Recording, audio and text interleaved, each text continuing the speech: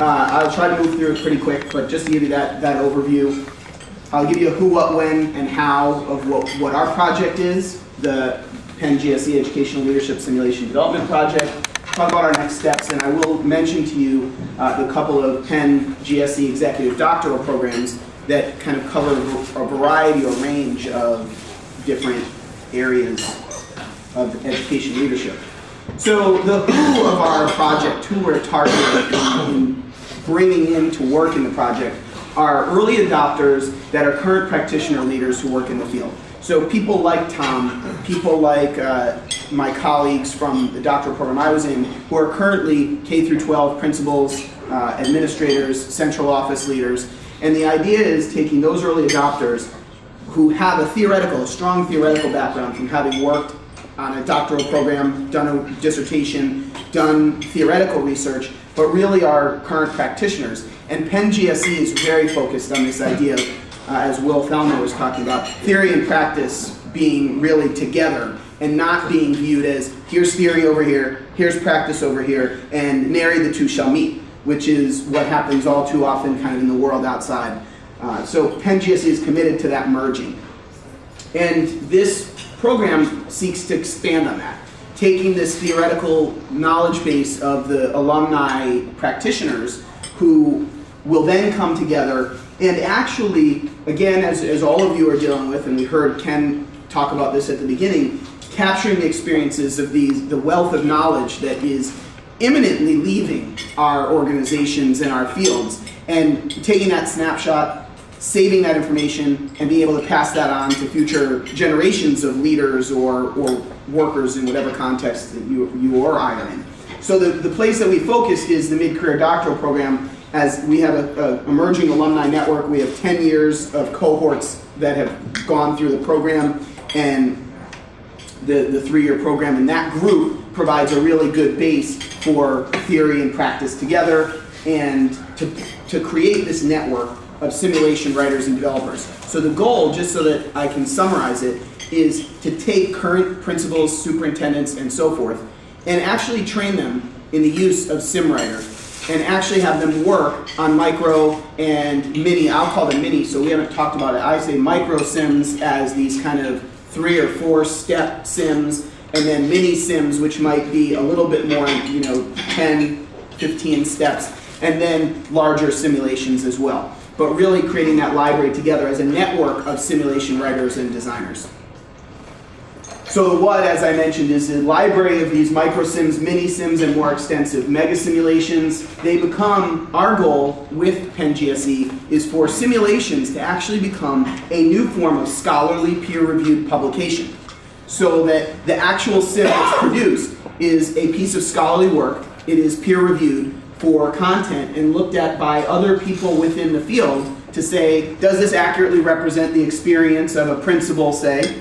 And is the application of theory in this case an applicable application? Does it use appropriate theories? And so now we take this simulation model and we merge it with a peer-reviewed scholarly work so that it builds the scholarly basis, not just the practice and application basis. We've currently got pilot modules that we've been working on that are largely text-based. We created, and there's a little bit of a double entendre here, but the Super Sim is the superintendent simulation. It's not really our real Super Sim, and I'll talk about that in the budget sim in a second, but the Super Sim is a simulation of the first few days on the job of a new superintendent. Phone's ringing off the hook, this group wants to meet with you, that group wants to meet with you, 7 parents are calling you, a new board member wants to meet you, all of these different things. How do you prioritize it? What are you going to do? It's really kind of like a life in the day, a day in the life, or a few days in the life of a new superintendent. The budget sim is alternately known as the Super Sim, and it's known as the Super Sim because it's huge. It just kind of became out of control as we went down all of these paths, and you said, okay, and it drove certainly Ken nuts, but every day we were thinking, okay, well, we have to expand on this little part here, because if we don't expand on this part here, then it's not realistic, and then all of a sudden you've got 17 paths going that way and 18 paths going this way, and if you follow those, so the budget sim is alternately known as the Super Sim, but for different reasons. And that is a simulation of a middle school principal who's been asked to cut a budget by 15%. And the third sim that's really in its very initial stages is what we call the post-op sim, which is a conversation with a teacher following an observation of that teacher, and the teacher didn't quite get the memo of what we're supposed to be doing now in this school, and how do you have that conversation. This is our first attempt in SimWriter to build a multimedia sim, and it has video responses from the teacher. As you decide what you say as the principal to them, you see a video response by the teacher of what the teacher is reacting to in the way that you present to them. It's worth noting, well, I think I'll say it in the how a little bit later, but this is the new superintendent sim. This is what it looks like. It was not built in SimWriter. It was built in Airport Tracker. Trackport. There you go. So I was not part of the building of this, but have been involved in the development. And then the budget cut sim also originated in the Trackport as well. And the budget cut sim also, see, to me, this, even if there's a little audio that you can play or something, this doesn't count as a multimedia sim. It's really text-based. Our future simulations are, and by the way, I do have, if anybody at lunch or somewhere other time wants to see, if you didn't see it last night, I do have like the 2 scenes that we did of the post-op sim in SimWriter, which does have video, but it's really, really targeted because we really developed it for a presentation with a partner that we have in Chile, in the university in Chile, and so the only video that we have is Spanish right now. So we do have the script in English, so you can see what he's saying, and if you speak Spanish, you might be interested in seeing it. But you can tell a lot from his body language too. Anyway, the future micro simulations that we want the network to work on are things like further development of instructional leadership, focus on family engagement. So how do you talk to the families at a parent advisory group meeting, or how do you decide when to have the meeting? Who are the groups that are going to be able to come depending on when you schedule your parent meeting and so forth? Those types of questions. And then focus on legal issues, which we've heard a lot of talk about compliance as a simulation used for compliance training. There's a lot in education that are harder issues, not as opposed to soft issues, not harder as opposed to more difficult, but that have more defined right and wrong answers. You have to provide a student with an informal due process hearing before you suspend them. And that's a have to. And so the teacher, if a principal says, I don't want to see your face in my office again, you're out of here, and never ask the kid what happened, then the kid's suspension is not valid, and it's not a violation of their due process. So you want to, again, teach them that. So going through an expulsion hearing, going through a special education planning meeting, those are the kinds of things that we would be talking about. In our current pilot sims, our decision points are all aligned to either national or local standards. And in education in particular, and then various different other industries, standards alignment is very important because we have these bodies of knowledge that have been identified as the important elements of our particular careers or our particular areas of expertise. And aligning, this is a great starting point I found for those learning points in your sims. If you have a set of standards in your industry, take them. Use them as your learning points because that does help you. And I don't remember which presentation it was in, but maybe it was one of the presentations yesterday, or we're talking about how do you make sure that learning is actually happening? Well, by knowing whether or not each decision is tied to something that's a standard-based is very important. And that's a great way to start when you're building a sim. So the when of the use of these sims is really throughout the educational leadership life cycle. So there's education leader preparation programs, becoming a new principal, aspiring principals, ongoing administrative team professional development, even in the pre-employment screening process as an assessment. So you're on a committee that's hiring a new high school principal, you interview them, they come to you in their suit and their tie, and they answer all the questions the way that they're supposed to answer all the questions because they've been coached by somebody, and if they don't, then they really suck and you don't hire them, right? But everybody pretty much is going to answer the questions right.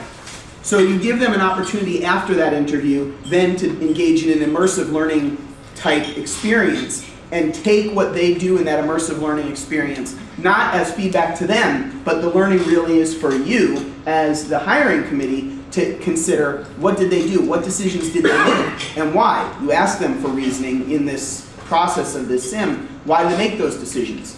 And do they align with the values that your organization has? So that you're not finding yourself getting rid of this new principal after a year or 2 years because they didn't involve teachers in collaborative decisions, or they didn't really care about the community. They said, this is my school. Like, I worked with a principal who that was what he often said, it's my school. Well, no one in our community wanted to hear the principal talk about it as his school. It was the community school. Well, if you would have had him write a memo in the process of a simulation, you would have seen that, because that's part of who his presentation is. You would have seen that experience. But in the interview process, it comes out a very different way. And so that's another place. And then continuing education for future leaders. This is a graphical chart made by one of my colleagues who's a doctoral student at Penn, who's working with us on this project, Kathy Rowe, just to describe the different stages of experience and the different time within someone's career as an educational leader, from pre-service, where there might be training and preparation simulation, to the apprenticeship, to the professional mid-career kind of phase, where there's guiding, selection, hiring, and then to the distinguished point in the career where there's a use for simulation immersive learning at all of those steps in the process of a career of a principal, a superintendent, anybody in various different educational leadership. So the extensions of this become things like aspiring school or district leaders. So you have this new superintendent, the super sim. What is it like to be a superintendent first few days? Well, you have a couple principals in your district who want to become superintendents. So you give them this simulation so that they can see what is it like to be a superintendent, okay? Or teachers who want to become principals. Or even teachers that don't want to become principals, but they like to give principals a hard time. Maybe you put them in the shoes of the principal, let them walk a mile so that they can see, it isn't that easy to decide who to have on the committee for cutting the budget. That's a hard decision.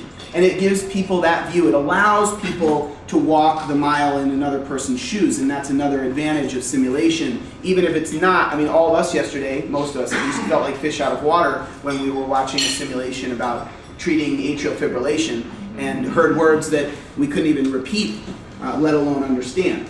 But it still gives you a sense of what it's like to be in that situation where you have the life of that patient in your hands, and you have the daughter who cares about the patient, and so forth. As far as parents go, again, sometimes they don't realize that it's not always easy to take their call, or it's not always easy to figure out how come their student didn't get this, or can't have that, or wants this and doesn't get that. So parents are another target audience for going through not a sim that simulates a parent experience, but a sim that simulates the experience of the people that parent is interacting with.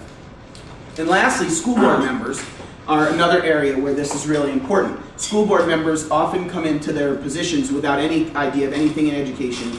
Many times they come in without any experience even working in any kind of profession. And they don't understand. So if you give a school board, let's say you have a school board going through a hiring process of a new superintendent, you let them run through the new superintendent simulation, the members of that school board.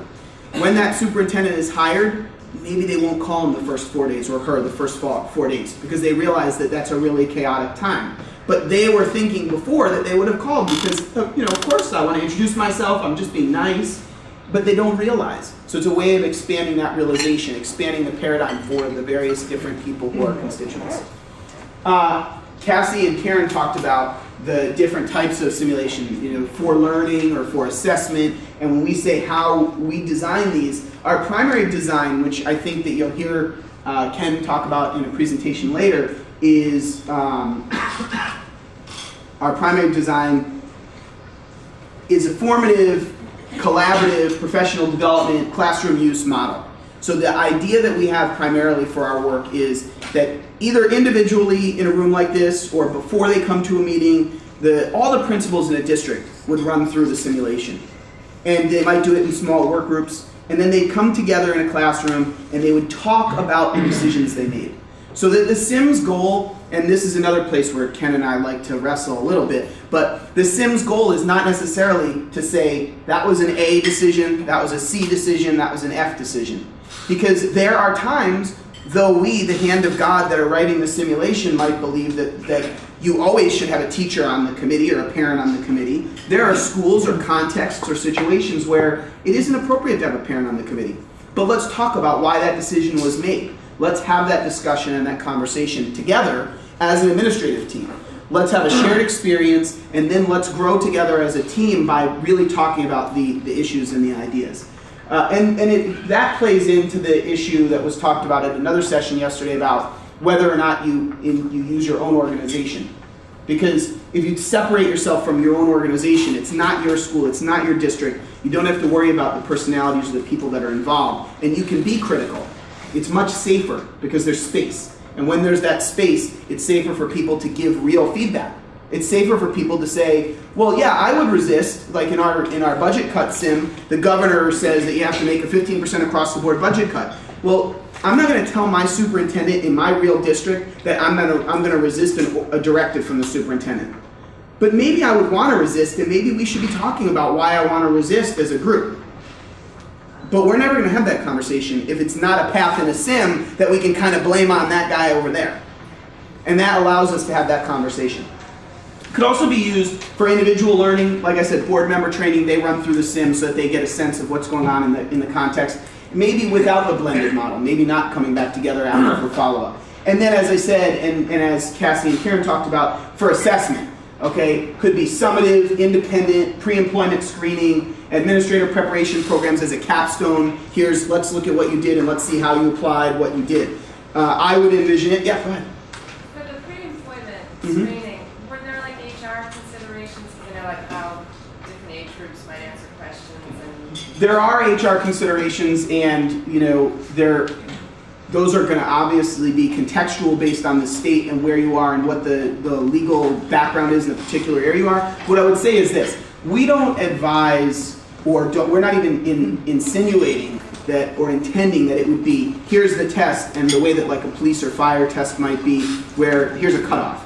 It more would be like an interview. It's basically a behavioral interview. And then their results would be part of the whole pre-employment screening process. So in the same way that someone does an interview, this would be, they go through the sim, you get a report at the end that would say what decisions and choices they made, and you'd include that in their rationales, you'd include that in your consideration of that candidate. It might provide an opportunity for you to ask follow-up questions and so forth, but you are providing the same set of simulation experience to every candidate, and it is a way that's standardized.